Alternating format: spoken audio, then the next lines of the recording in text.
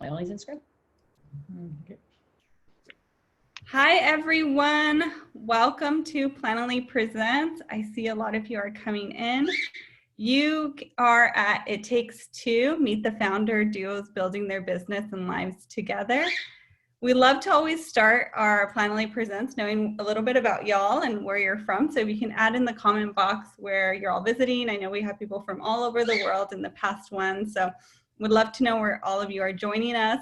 And also if you have a business with a significant other or family member, we would love to know.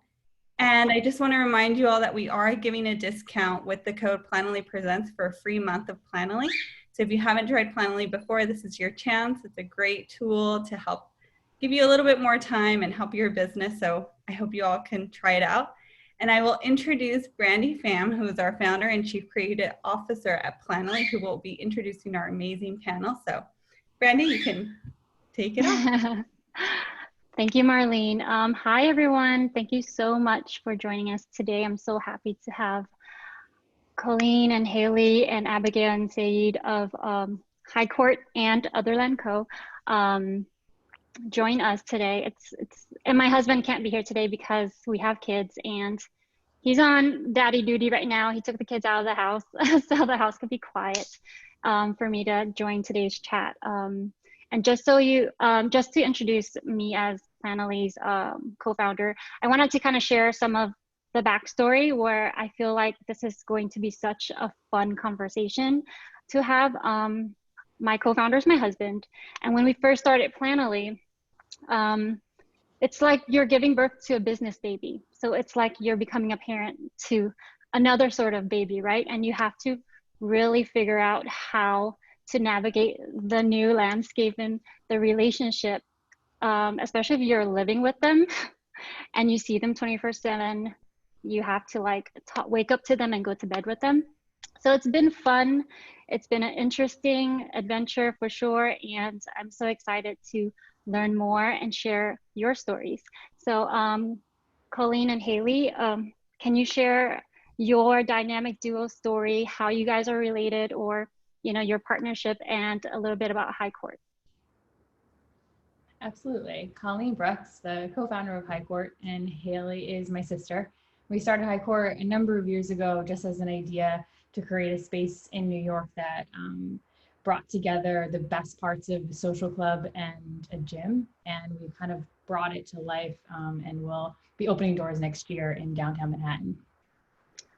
I know, I've seen renderings and like inspiration on your Instagram and stuff. It's so beautiful. Like I'm already dreaming of myself in the space. So I'm really excited for that.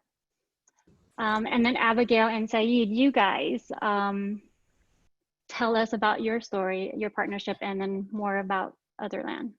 Yeah, hi everyone. We're so excited to be here. Very excited. So we are co-founders of Otherland, a scented candle brand, and we met actually at Columbia Business School on the first day of school. So we were put out of, I think there were 750 students in our class, and we were put in the same cluster of 65 and then the same learning team of 5. So we met on day one and started a friendship, and then a little later that semester started dating. And so, yeah, so that was sort of how we got together. And Sayyid, you'd been working at another startup and has a really complementary background to mine. So yeah, we can get a little more into those decisions to go from single founder to co-founder. I know in a little bit in the questions. What do you want to add? No, I think that's it. We met day one. Similar interests, I would say. And then, yeah, definitely it started as dating first and then went into co-founder. It wasn't the more scandalous side of you start something and then the office romance. So, and then we went on with that. But yeah, excited to tell the story. This is actually the first time she's the face and I've never done any speaking or anything like that. You've got a great face so, too. Yeah, excited to try this out here. Same with me and my husband. A lot of people don't know how he looks like, so I know where he's at. We still don't know now. Yeah.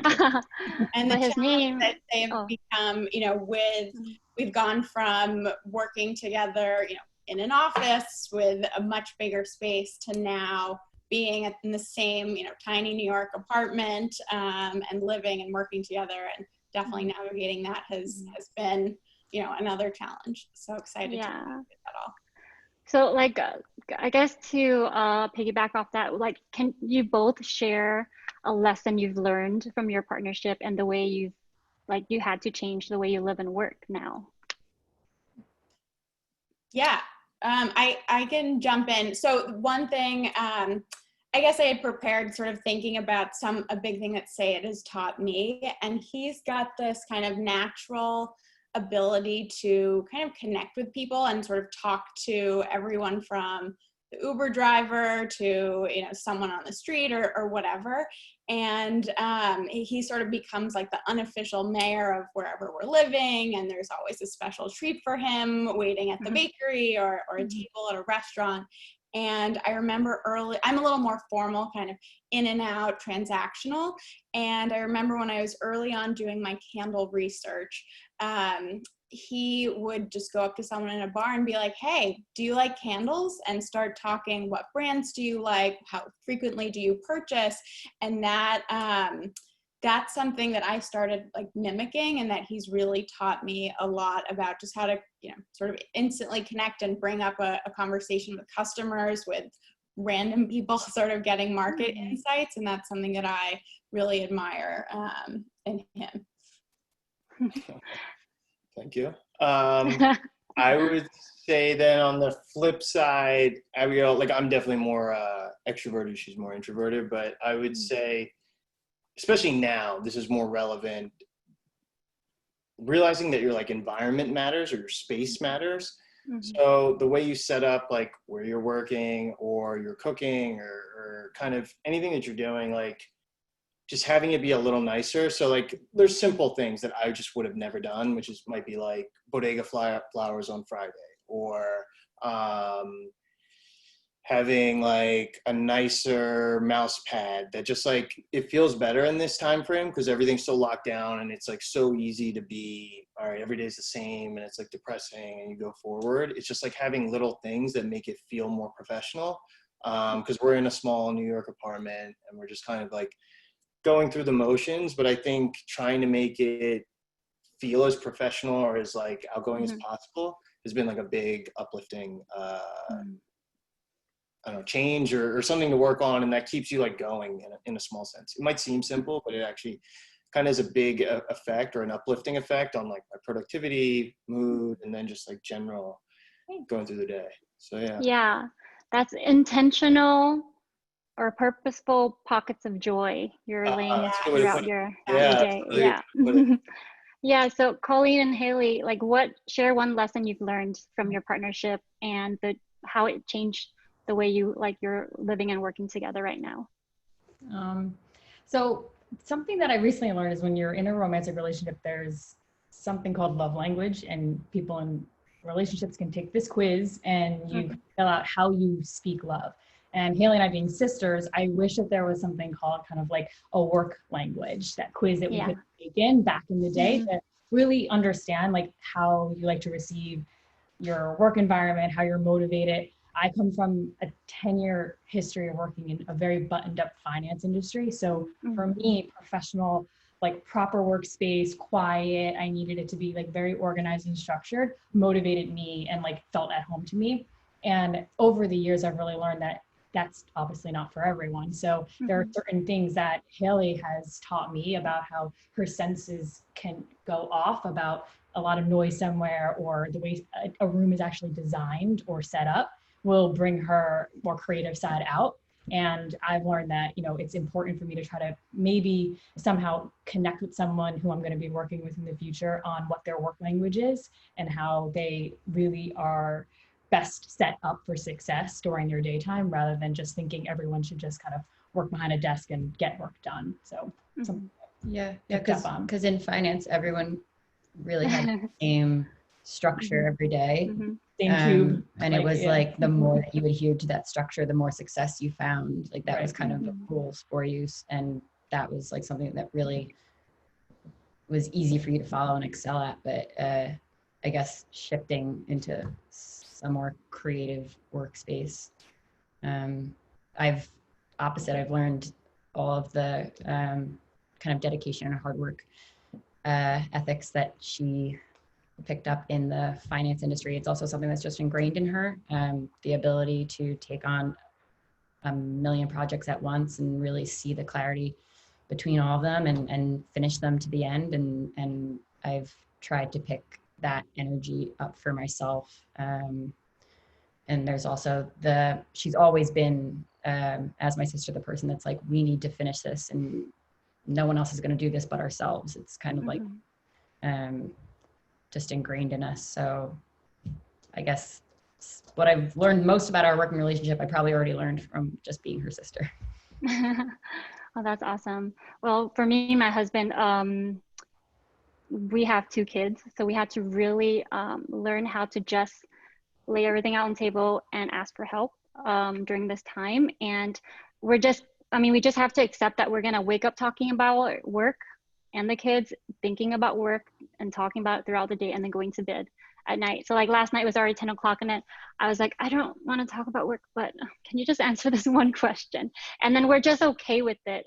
So I love the idea of love languages. I think that everyone should find out what their love language is and how to communicate with other people, because just like if you're a designer, you're more right-brained and like creative, you're not going to fully open up your wall if someone's coming at you with a negative comment first. So you have to like welcome them in, right? So it's a big learning, or I call this the year a big learning and a transitional and transformational. I can't even talk. Transformational year for like everyone, especially if you are living together, working together, you're married or you're dating and you're siblings, right? So this goes into partnerships and deciding on a co-founder and partner. When Andy and I first started, we did it for a while, and like the first year we decided that we really needed co-founding engineers to have ownership so that we could build a really great product. And that's when we brought in Kenny and Ty.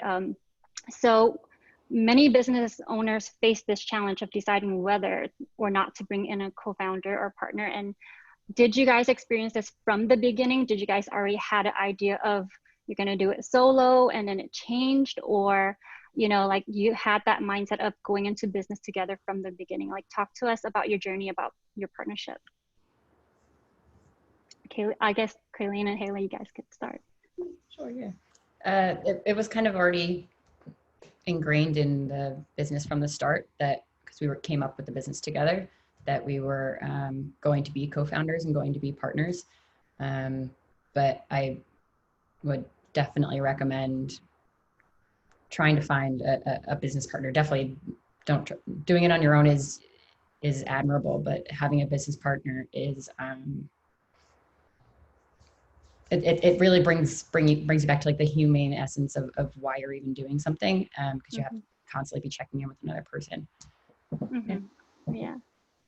And then Abigail and Sayyid, did you guys already had that mindset, or Abigail, it was your baby first?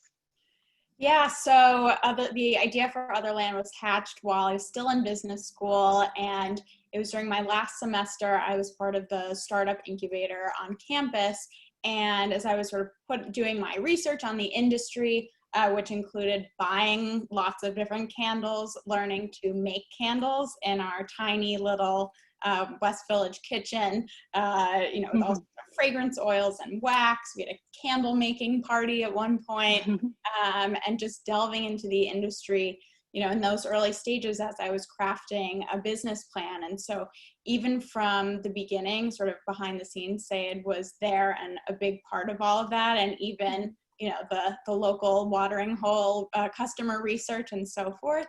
But I did, he was working at Dia & Co., another startup, and things were, taking off there, and I set out to fundraise.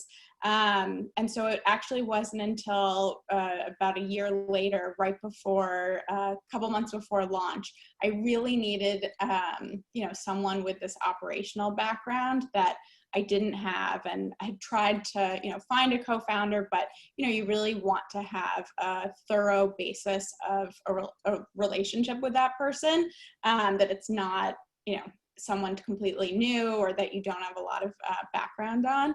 So we just kind of looked at each other one day and it just kind of clicked that it would make sense for him to come on as partner and co-founder.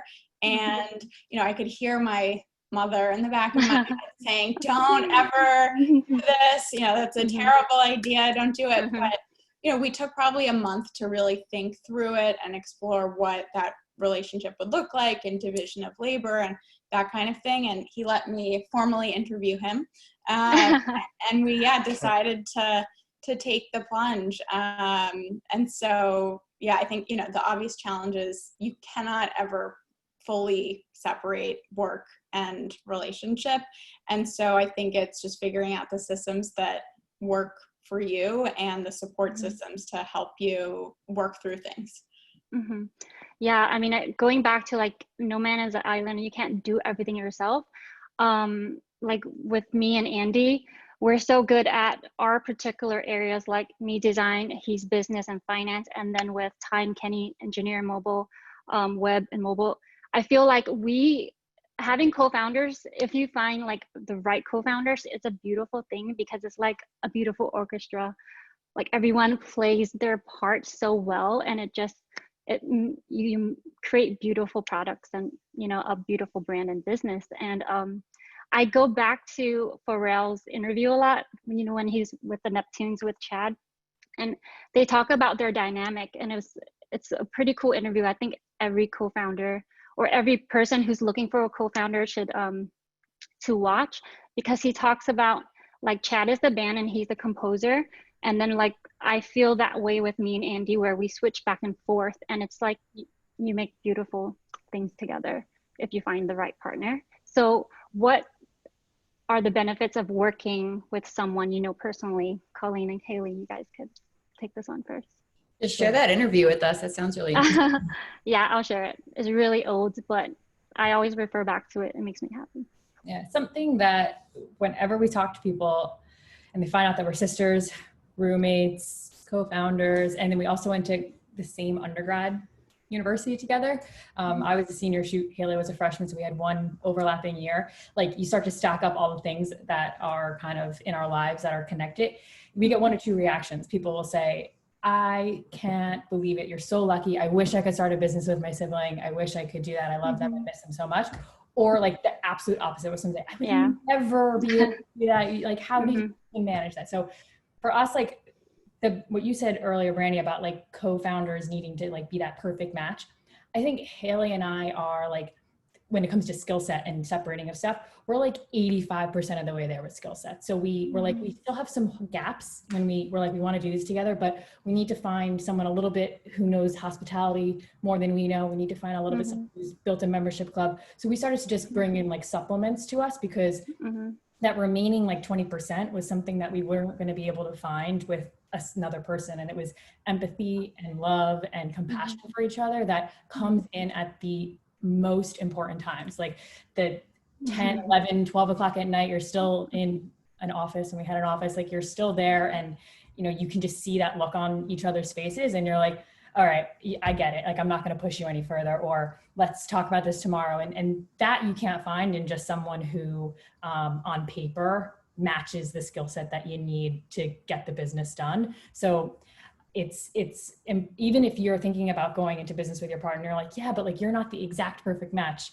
There's so many other layers to it that like, that you'll find the engineer, you'll find the person who's going to supplement those skill sets, but you'll never find the kind of relationship part of it that comes with being in a relationship before that. Yeah. That can apply to a friendship too. Yeah, of course. Yeah. So, oh gosh, yeah, that's a really amazing that you guys could do that. And I always say, if you have those missing areas, you just hire for it. Hire someone smarter, someone better in that area that could help you really take care of it. So you can focus on what you're really good at and what you love. So yeah, Abigail and Sayyid, like, what about you guys? Like, what do you think the benefits are? I would definitely agree on the point that being a startup founder is so all-consuming, and you live and breathe this every day, every moment, and you feel the lows so much and the highs, and you're working constantly. And so to have someone else on this journey with me, or that we're doing it together, just makes all the difference. And I feel like I would have barely seen him if we were working separately, because it's all consuming. So having that support and empathy and those such fun moments building a team and a product and seeing where it takes you, it's just super rewarding. Yeah. I would kind of agree with everything on that, and especially what Colleen and Hailey were saying. It takes a lot to get it right, and then communication is the key in the start, like balancing and figuring out where people's boundaries lie. But that's a good thing. Yeah, and like it's such a weird time too, and now we're so consumed with social media, but our brands are pretty much lives on internet and social media. Like, so social media asks a lot of us as founders, and we have to show the real time glamour, the behind the scenes, the nitty gritty. Do boundaries play a role when it comes to sharing your personal brand and founder story, especially because you guys are partners? Yeah. You want to take this one, or? Yeah. I guess we're all out of being the face of the brand just naturally. I told this before, but I came from like such a buttoned up work environment where I graduated in 2007. So it was not a time where Instagram was there. And in my work, I just completely had it separate. So having the business be a part of my life now, and my life representing the business, is something that I'm learning how to integrate. Does everyone want to see every meal that I'm making, or all of like the little kind of things that I do in my personal time?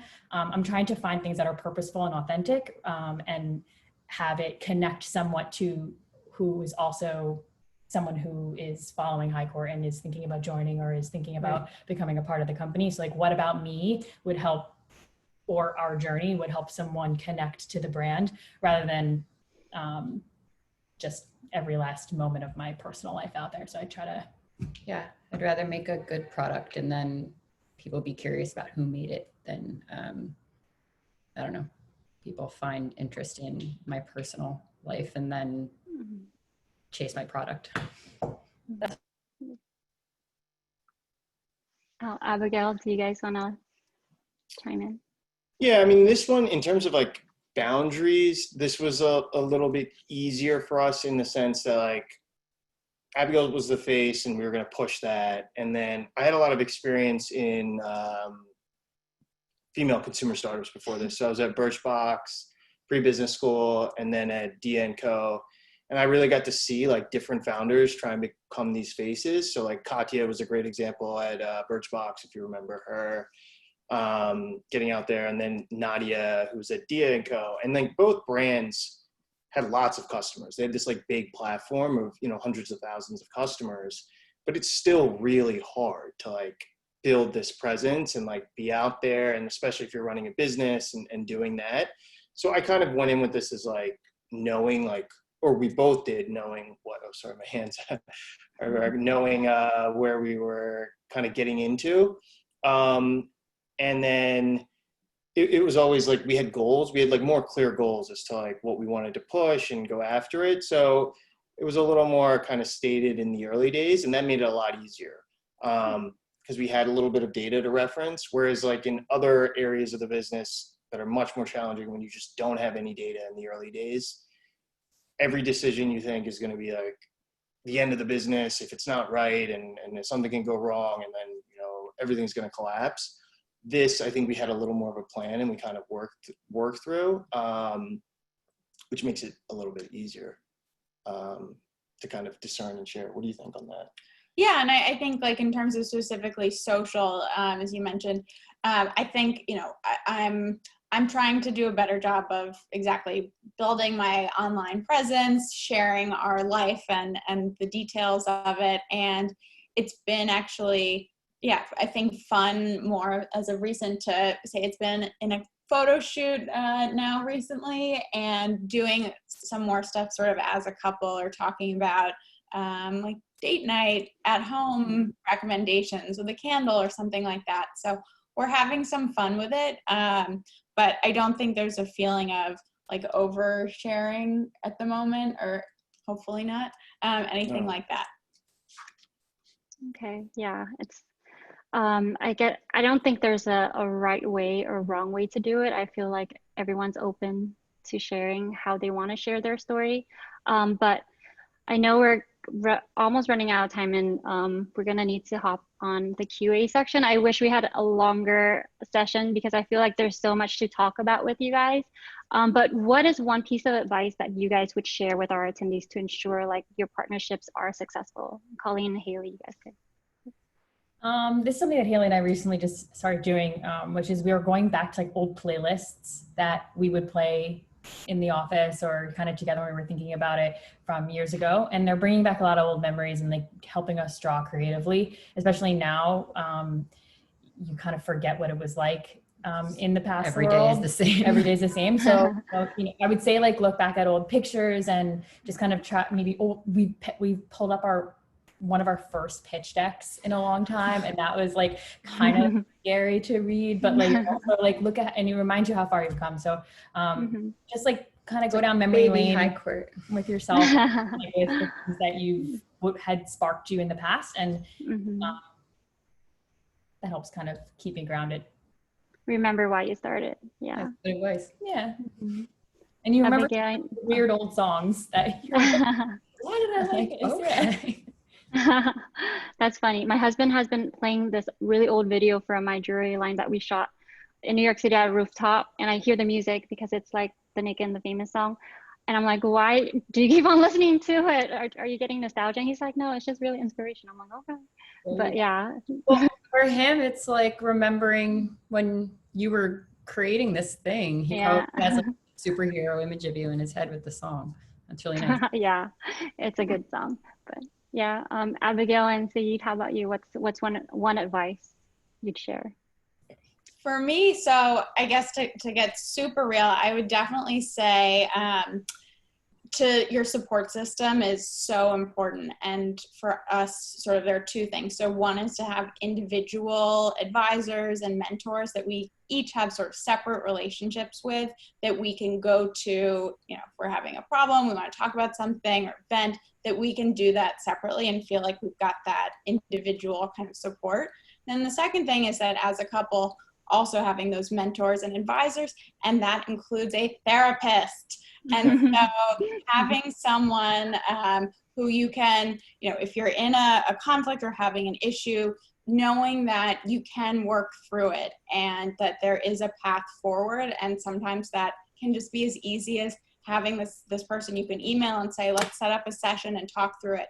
And I think, you know, as you don't have to have sessions all the time, it can be as needed, but just having that person that is a professional and you can work with, sort of learn these skills from is really important. Do you have anything to add? I would echo all that. And then the other thing I would say, and we hit on this a lot in the conversation, if we're getting very literal with like one homework assignment, I would say write down your true skill set and be very honest. Because a lot of times when you're like younger or very early in your entrepreneurial journey, you want to do everything and like you really want to be involved in a lot. And it's just not realistic. And it's just really hard to put someone early in their entrepreneurial journey in a box and be like, you only can do this. But it's almost kind of what you got to do is like, you can only do this. And then you got to plug the other holes and find the other people. It's tough. I will say it's tough and it's like a struggle with everything. But if that's like one thing you can do is just have like an honest realization of what you're good at. So if it's like you're a designer, then it's probably design, creative. If you're from PR, it's probably storytelling, communication, finance, it might be more operational, so forth.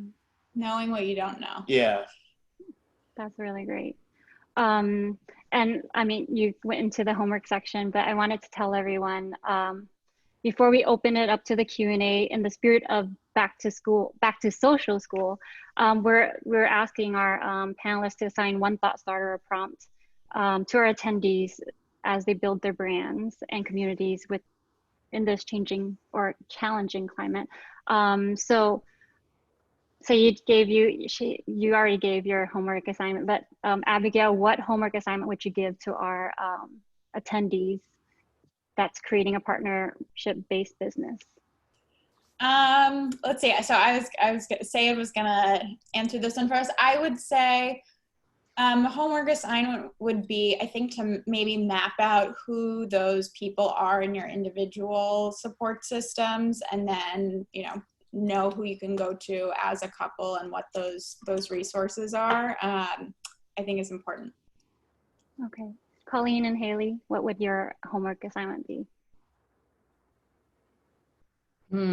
Well, definitely. Yeah, well, we're watch still those learning. old videos, and that was what I had kind of prepared as what would be homework from my perspective. I think that probably just this is super corny, but reflecting on like your last conflict, just keep always be open to reflecting on why that conflict happened.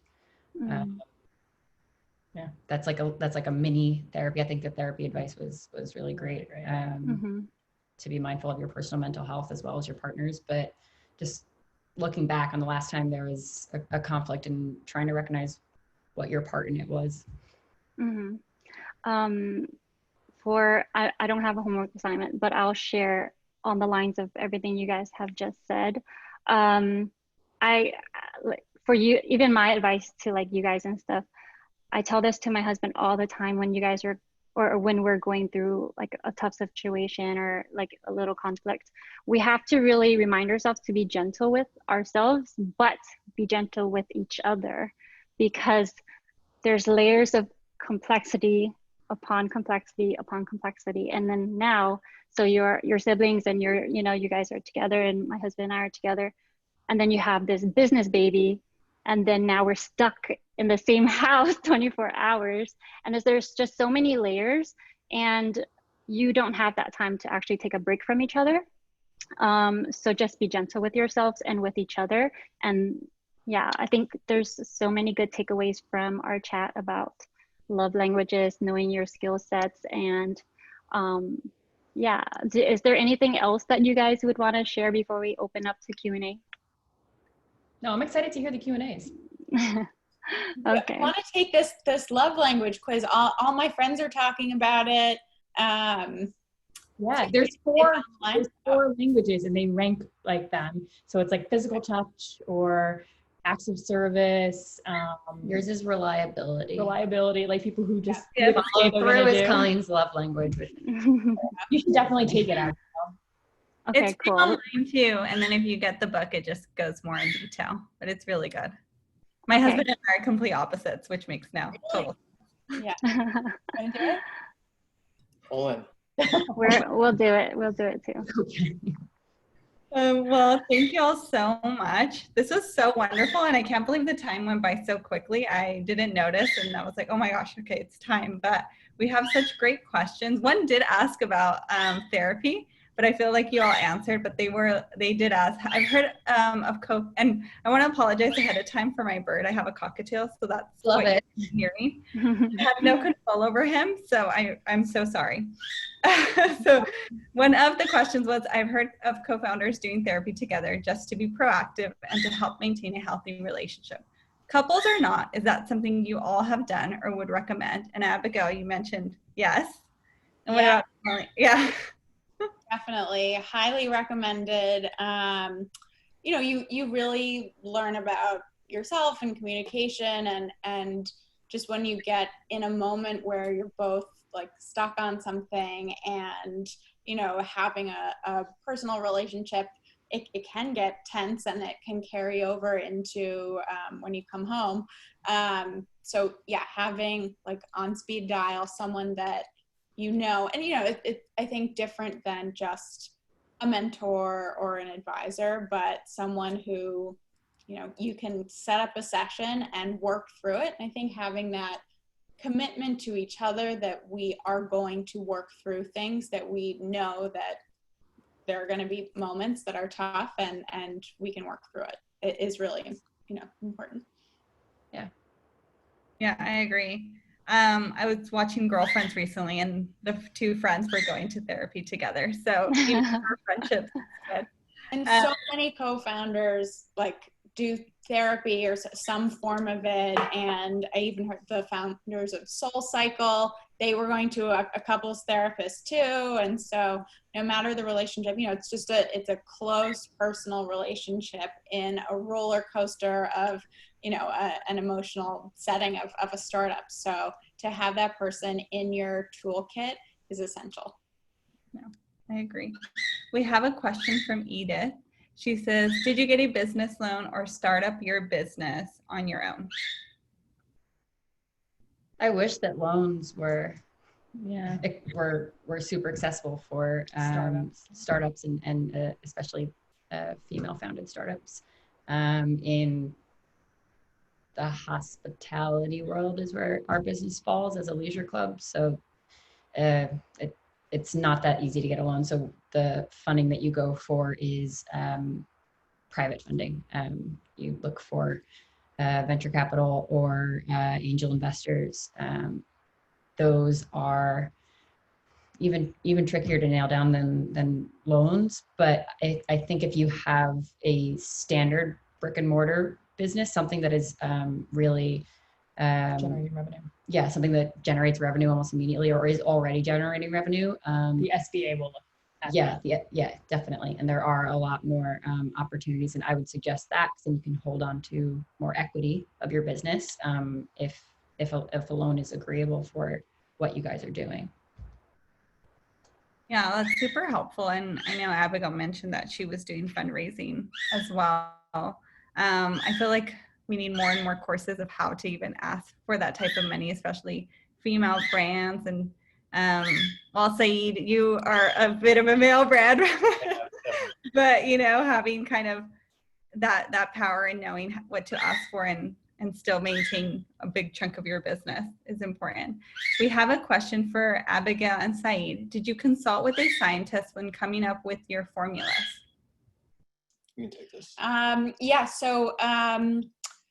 so not like an independent scientist, but the fragrance houses and manufacturers that we work with have elaborate scientific teams who, you know, test everything, and so it's very, very lab based.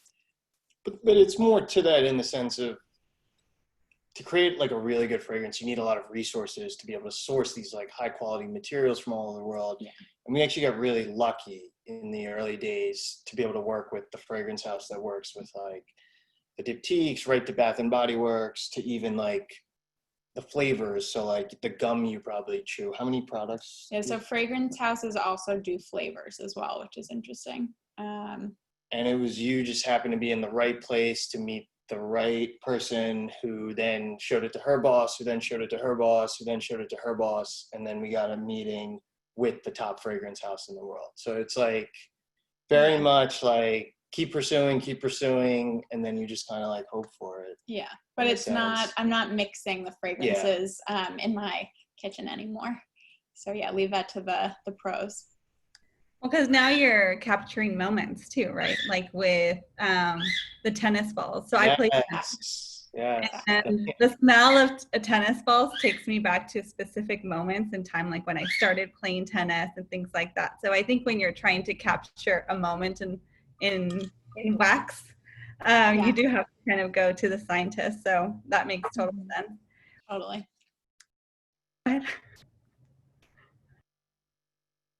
We have a question for Highcourt.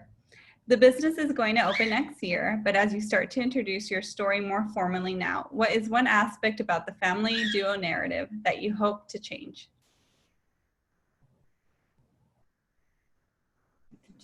What is the narrative, I wonder? I guess just if the narrative is that it's difficult to work with a family member, I would want to change that notion. But that's actually also so personal. Like Yeah, what is It the depends. narrative? I wonder what the narrative is on.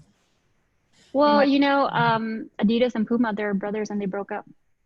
So I think it goes back to your love language, what you're talking about. If you really know how to communicate with each other, because I saw a question about sisters, 3 sisters working together too. And going back to that, I think you really have to know how to communicate differently to each person, because everybody receives information and puts out information differently. So if you guys can find that harmony, then you change your own. And don't bring up the business during Thanksgiving. Leave it. Even though everyone's going to ask, but we try to say, we'll call you next weekend and talk about it. Like really try to keep those really cherished family times. I would love to see her try and split up with me. That would be. Yeah. And I think it also goes to your relationship as siblings, right? I mean, I feel they're sibling. I mean, I don't know. Casey Musgraves has a song of like family is family, and it's like they can do all these things, but you still somehow remain strong and there for each other. So I think there is that component and that reminder that at the end of the day, if you get mad with each other, it's like, they're the ones that are going to be there to bail you out or something. Hopefully that never is needed, but they're always there in like the best and worst moments. Well, we have a kind of good segue into a question, and then I'll do one more after this. How do you ensure that you create and maintain a healthy separation between work and your home lives? Should we take this one? Yeah, any of you. I think it's impossible to fully have a full separation. And I think we've sort of come to accept that. It's even harder now. Yeah. Because it's harder to build your own independent life now. So we used to think of it as we both want to develop personal life, professional life, and each of our own independent lives. But the independent life is very difficult now. So it makes it much harder because you're leaning on each other in both aspects. Go ahead. And one kind of example is we're planning a trip to throwing a Halloween party for people in our building end of the year. And then also we're working on some new products. And I'm waiting on her for new products, and she's getting really excited about this party. And if she asks me about this party, I'm going to lose. It's going to be like a bomb went off because we're still working on this other thing. Right. Oh my God. Yeah. And that's the hard part is you don't have anybody else to talk about work with, and then you don't have really people to talk about a relationship with. So it's mixing that. Then you got to trip. Yeah. Just to be clear, a very small party of 5. Yeah, it's not a big close thing. No judgment here. No judgment. Yeah. And that's the thing. So it just comes with time. It's sometimes now the early signs of how things are going to erupt. So it's all right, I'll pull back, or she'll pull back. You don't want to push it. I think it's just figuring out where, and are you sure you want to go down this path? I think it's just picking your battles, which can only come over time. Yeah. And also finding specific activities and experiences for us to sort of have date night or whatever activity. So it could be, we're probably the last people in New York to try City Bike. We Sayyid just introduced us to City Bike. We're going on these little bike rides. We did a coffee tasting the other week at this fancy new Starbucks. So just, still getting back to basics with kind of the classic dates. So keeping that in the mix. Oh, that's great. That's great feedback. I had a lot of people reach out that don't have a business, but they said oh, I need to attend this webinar because I'm going to remodel my home with my husband. And so I don't want us to kill each other and need some tips. So I think this is very applicable. When my husband asked me oh, are we done with, we're doing our nursery right now. And he's are we done with something not to do with the nursery? And I get so upset. I'm like, did you finish painting the nursery? Like, why are you asking about this? So I can see how that relates. And then one last question, and thank you all. I know we're a little over time. This one's really good, and I think a lot of people want to know about this. I've heard of co-founders. Oh, wait, sorry, that's not it. Okay, so when it comes to logistics or operational side of partnerships, what advice can you share with attendees to ensure their partnerships are successful and sustainable for the long term? Colleen kind of mentioned it earlier, just finding what your holes are and trying to find people who care about your business with you that want to join your team. It's finding support, and that can sometimes be the hardest, especially when you're brand new and you don't really have any kind of personnel budget. It's really important to find as many mentors as you can. Yeah. People, especially as you start reaching out for funding, if people are not in the position to help fund, I think that's when you'll start to stack your mentors in a really agreeable way. So, and know that the people who you're going to bring into the team, they more than likely have a layer of intimidation because they know that you guys are like so joined at the hip.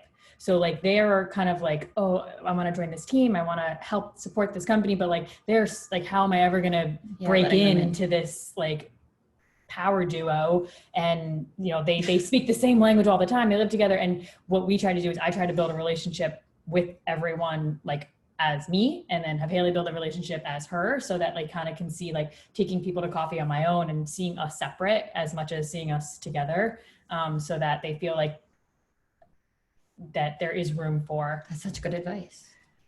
Yeah, that's so good, so that they don't see you as twins. Yeah, or as like, you know, like we can never, you know, get in between them. So it's like, that's what I try to do. Unfortunately, I want to do everything that Colleen is she comes doing. Along with me on everything. Was left out if you go to coffee without her. Where are you going? I'll like sit at this table.